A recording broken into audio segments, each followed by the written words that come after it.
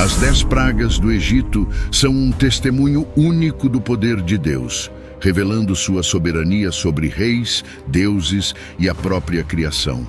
Mas antes dessas manifestações divinas, é essencial entender o clamor que moveu o coração do Senhor para agir em favor de seu povo. O Egito, com sua riqueza e grandeza, tornou-se o palco de um confronto espiritual sem precedentes. O Deus de Israel contra os deuses de uma das civilizações mais poderosas da história. A história começa com a opressão. O povo de Israel, outrora acolhido no Egito durante os dias de José, multiplicou-se em número, despertando temor no coração do faraó. Esse governante, descrito em Êxodo capítulo 1, declarou que os israelitas eram perigosos devido à sua força crescente, temendo que eles se alinhassem com inimigos em tempos de guerra. Para controlá-los, o faraó impôs trabalhos forçados e cruéis. Os hebreus foram colocados sob jugo pesado, construindo cidades como Pitom e Ramessés. No entanto, quanto mais eram oprimidos, mais cresciam e se fortaleciam. Diante disso, o faraó decretou uma das ordens mais cruéis registradas na Bíblia: que todos os recém-nascidos do sexo masculino fossem lançados no rio Nilo. Êxodo capítulo 2 descreve o clamor crescente do povo de Deus enquanto suas crianças eram sacrificadas e sua dignidade roubada. Apesar do aparente silêncio divino, Deus estava ouvindo. Como está escrito: "E Deus ouviu o seu gemido e lembrou-se da sua aliança com Abraão, Isaque e Jacó." Foi nesse cenário de desespero que Moisés nasceu. Sua mãe Joquebede, desafiando a ordem do faraó, o escondeu por 3 meses.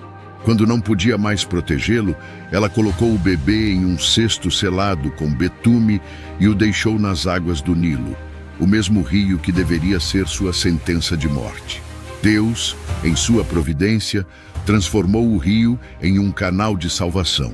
A filha do faraó encontrou Moisés e, movida por compaixão, decidiu criá-lo como seu próprio filho. Moisés cresceu no palácio do faraó, cercado de privilégios, mas nunca esqueceu seu povo. 40 anos depois, Moisés, agora adulto, enfrentou uma crise moral. Ele matou um egípcio ao defendê-lo contra um hebreu e, ao ser descoberto, fugiu para Midian. Lá, passou outros 40 anos como pastor de ovelhas, vivendo em anonimato e sendo moldado por Deus para uma missão maior. O tempo no deserto não foi um período de esquecimento, mas de preparação. Deus estava forjando nele a liderança e a fé necessárias para a tarefa monumental de libertar Israel. O chamado de Moisés veio de forma sobrenatural e memorável. Em Êxodo capítulo 3, enquanto pastoreava o rebanho de Jetro, seu sogro, Moisés viu uma sarça ardente que não se consumia. Aproximando-se, ouviu a voz de Deus que disse: "Eu sou o Deus de teu pai, o Deus de Abraão, o Deus de Isaque e o Deus de Jacó." Tremendo, Moisés escondeu o rosto, ciente de que estava na presença do Senhor. Deus revelou seu plano: "Tenho visto a aflição do meu povo que está no Egito, e ouvi o seu clamor por causa dos seus exatores, porque conheci as suas dores, e desci para livrá-lo das mãos dos egípcios." Deus escolheu Moisés para liderar a libertação de Israel, uma tarefa que Moisés inicialmente hesitou em aceitar. Ele alegou falta de eloquência e temia que tanto os israelitas quanto o faraó não acreditassem nele. Deus, em sua paciência, deu a Moisés sinais poderosos para provar sua autoridade: a transformação da vara em serpente e a cura de sua mão leprosa. Mesmo assim, Moisés relutava. Deus então enviou Arão, seu irmão, como porta-voz.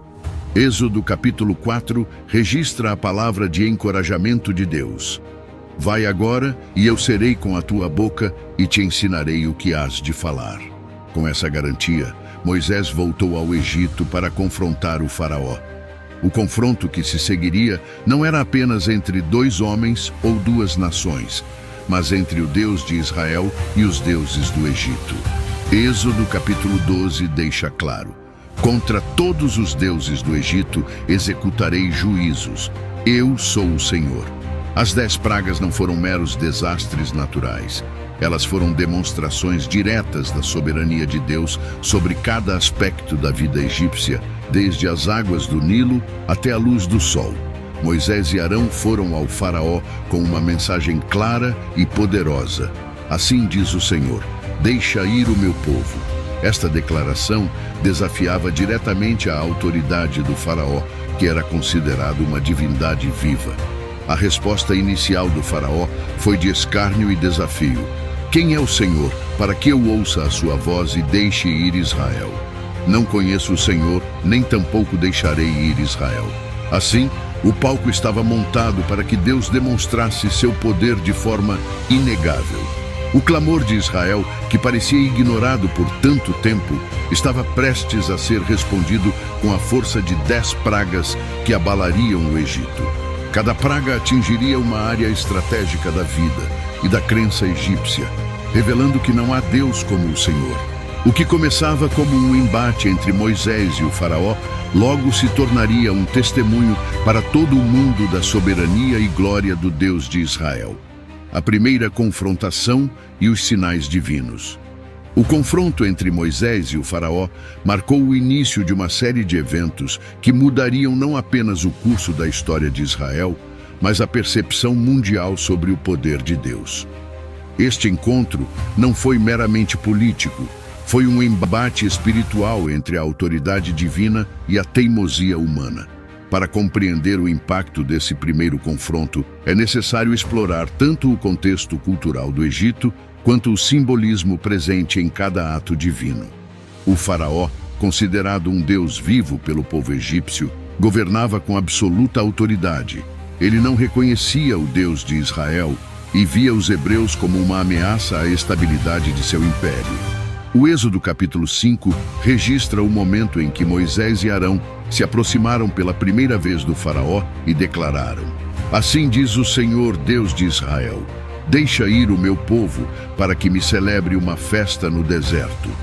A resposta do faraó foi um misto de arrogância e ignorância. Quem é o Senhor, para que eu ouça a sua voz e deixe ir Israel? Não conheço o Senhor, nem tampouco deixarei ir Israel.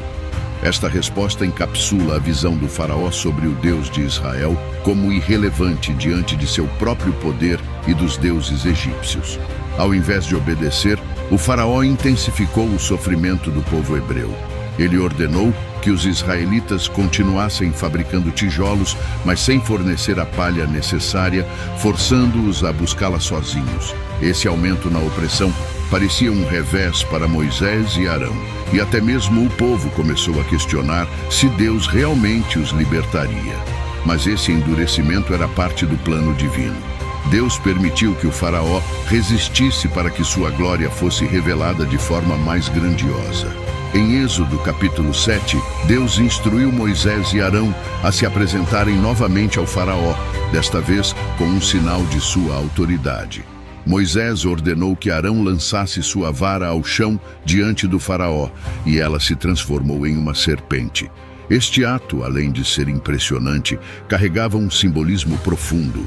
A serpente era um símbolo de poder no Egito, frequentemente associada à coroa do faraó, conhecida como Ureus. Ao transformar a vara em serpente, Deus estava demonstrando que seu poder superava até mesmo os símbolos mais sagrados do Egito. Os magos do faraó, utilizando encantamentos, conseguiram replicar o sinal, transformando também suas varas em serpentes. Isso criou a ilusão de que o poder de Deus poderia ser igualado, mas o que aconteceu a seguir dissipou qualquer dúvida. A serpente de Arão devorou as serpentes dos magos. Este ato não foi apenas uma demonstração de força, mas uma afirmação teológica.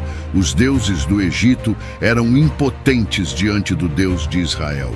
A serpente de Arão, devorando as outras, simbolizava a supremacia do Deus verdadeiro sobre as forças de idolatria e magia.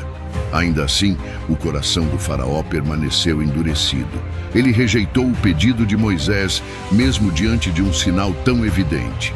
Esse endurecimento, registrado em Êxodo capítulo 7, não foi apenas um reflexo de sua teimosia, mas também parte do plano divino. Deus havia dito a Moisés: eu endurecerei o coração de Faraó e multiplicarei os meus sinais e as minhas maravilhas na terra do Egito. O endurecimento do coração do Faraó servia a um propósito maior: revelar ao Egito e ao mundo que não há outro Deus além do Senhor. Este primeiro confronto também serviu para preparar Moisés e Arão para os desafios futuros. A resistência do Faraó poderia ter desanimado os líderes, mas Deus os fortaleceu com sua promessa. Ele revelou que as pragas não seriam apenas atos de julgamento, mas também demonstrações de sua soberania. Cada praga seria direcionada contra um aspecto específico da idolatria egípcia, desmantelando a confiança do povo em seus deuses e na autoridade do Faraó. Enquanto isso, o Faraó permanecia confiante em seu poder e nos deuses do Egito. Ele não reconhecia que este embate não era contra Moisés ou Arão, mas contra o próprio Deus de Israel. O palco estava montado para o próximo ato do plano divino: a transformação do rio Nilo, a fonte de vida do Egito, em sangue. Este seria o primeiro golpe direto contra o orgulho do Egito e seus deuses, iniciando uma sequência de pragas que abalariam os fundamentos da sociedade egípcia. Assim, o primeiro confronto não apenas introduziu as pragas, mas estabeleceu o tom de todo o Êxodo, um testemunho do poder absoluto de Deus contra a rebeldia humana. O que parecia uma simples vara se transformando em serpente era, na verdade, um prenúncio de que o poder de Deus não seria limitado por homens ou impérios. Moisés e Arão, fortalecidos por esse sinal, estavam prontos para dar o próximo passo no plano divino de libertação. O Nilo, transformado em sangue, a primeira praga. O rio Nilo, que corria como um símbolo de vida e prosperidade no Egito, tornou-se o cenário do primeiro golpe de Deus contra a teimosia do Faraó. Este milagre de julgamento foi mais do que uma transformação física. Foi um ato espiritual carregado de significado, desafiando diretamente o orgulho e a idolatria de uma das maiores civilizações da história antiga. O impacto dessa praga ecoaria como uma advertência sobre o poder do Senhor, lembrando ao mundo que Deus não é apenas um criador, mas o juiz soberano de todas as coisas. Antes do início dessa praga, Deus instruiu Moisés e Arão a encontrar o Faraó em um momento estratégico.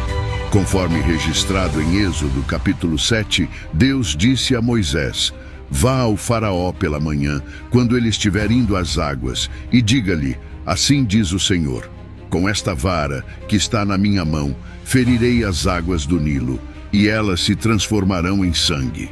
Este encontro matinal não era por acaso. Ele destacava a relação simbólica do Faraó com o Nilo. O rio não era apenas uma fonte de vida física para o Egito, mas também um elemento profundamente integrado à espiritualidade egípcia, associado a Hapi, o deus da fertilidade e das cheias.